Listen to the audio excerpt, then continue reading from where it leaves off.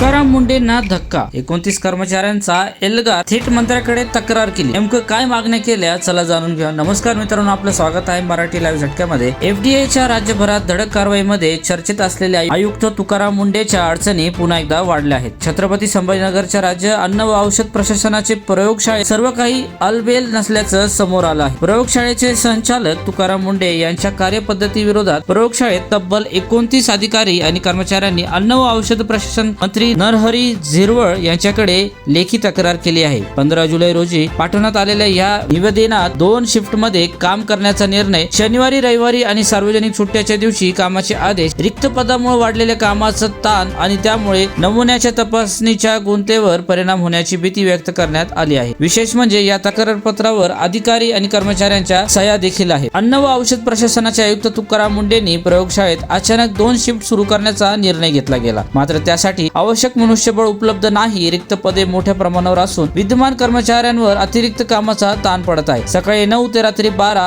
अशा वाढीव वेळेत काम करावे लागत असल्याचा आरोप कर्मचाऱ्यांनी केला आहे. तसेच शनिवारी, रविवारी आणि सार्वजनिक सुट्टीच्या दिवशीही काम करण्याचे आदेश देण्यात आल्याने कर्मचाऱ्यांमध्ये नाराजगी पसरली आहे. वाढलेल्या कामाच्या तुलनेत अतिरिक्त कर्मचारी, तांत्रिक सहाय्यक आणि संसाधने उपलब्ध करून देण्यात आलेले नाही. अन्न, औषधे आणि सौंदर्य प्रसाधनाच्या प्रलंबित नमुन्याचा निपटारा करण्यासाठी घाई केली जात असून त्यामुळे विश्लेषणाच्या गुणवत्तेवर परिणाम होण्याची भीतीही या कर्मचाऱ्यांनी आहे. तसेच भारतीय औषध संहिता, ब्रिटिश, USP अशा मानकांनुसार तपासणीसाठी पुरेसे वेळ आवश्यक असताना तो मिळत नसल्याचा दावाही या कर्मचाऱ्यांनी केला आहे. तुम्हाला काय वाटतं बातमीविषयी कमेंट सेक्शन मध्ये नक्की सांगा. आपल्या चॅनलला आता सबस्क्राईब करा.